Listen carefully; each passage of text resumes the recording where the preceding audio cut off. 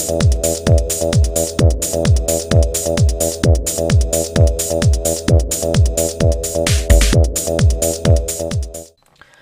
there everyone, today I'd like to take a casual peek into the DC Universe Classics Katma Tui action figure. This is figure number 1 from Wave 11, which contains the Kilowog Collect and Connect figure for the wave.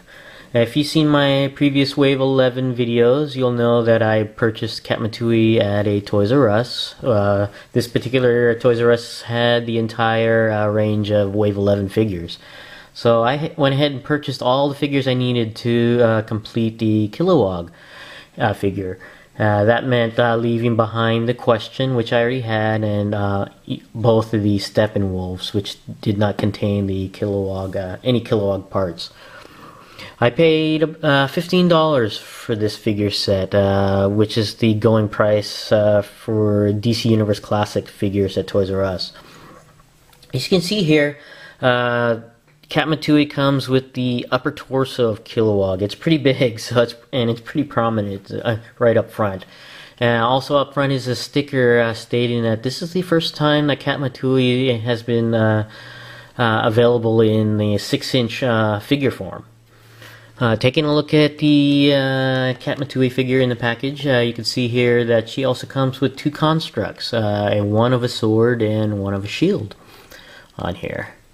Go ahead and take a look at the back of the package. You can see other figures from Wave 11. You have Katma Tui, Shark, Deadman, Cyborg Superman, The Question, John Stewart, and Steppenwolf. The variants for this wave are Deadman, which comes with the translucent or semi-translucent version of Deadman, and Steppenwolf. Since the picture here is the superpower Steppenwolf, I'm assuming the variant is the Kirby designed Steppenwolf. Taking a look at here is the biography and statistics for Katma Tui. If you want to pause and read that over. And let's go ahead and open up this figure and we'll be right back. Alright, we're back and Katma Tui is out of the package, and the first thing we'll take a look at is the Collect and Connect piece, which is the upper torso of Kilowog. And it's very big. He's going to tower over the rest of the Wave 11 figures. Even though this is very large, this is surprisingly light compared to the arm, which I think actually weighs more than the actual torso itself. So I think it's because it's the torso is a little hollowed out in there. So, but it's still pretty neat. I really like the details on the skin here and the folds of the skin of Kilowog there. So I can't wait to put this guy together. This is the Collect and Connect piece that comes with Katma Tui, the upper torso of Kilowog. Next thing we'll take a look at is Katma Tui and her constructs here. You can see here that she wields 2 constructs, one of a sword and one of a shield.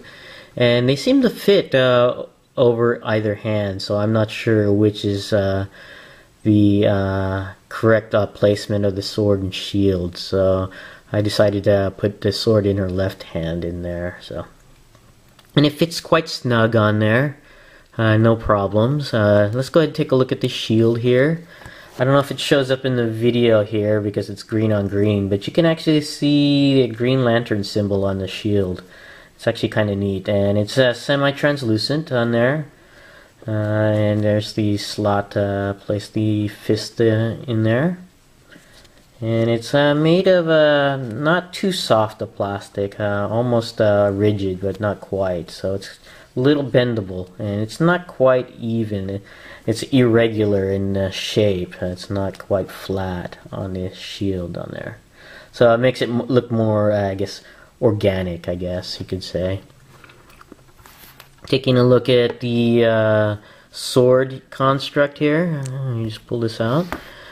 Similar to the shield, it's semi-translucent, and it's, actually it looks like a nice blade here.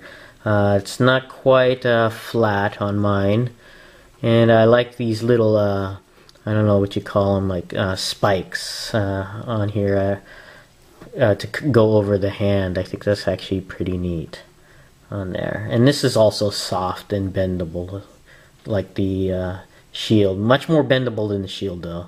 So, taking a look at the Katma Tui figure herself.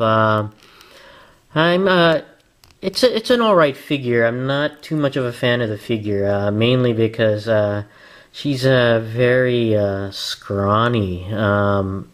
And I think that's how most of the DC Universe Classics female figures are, which I'm not that much of a fan of. I just think especially like the arms and the legs are just so, like, they're like twigs almost, and I'm afraid of actually breaking these limbs off because they're so thin. And just looking at the picture of Katma Tui in here on the backdrop, she doesn't look as frail as the figure is designed here. She looks all like typical female drawn in the comics, so I'm not sure why the designers of these female figures designed them to be so super scrawny.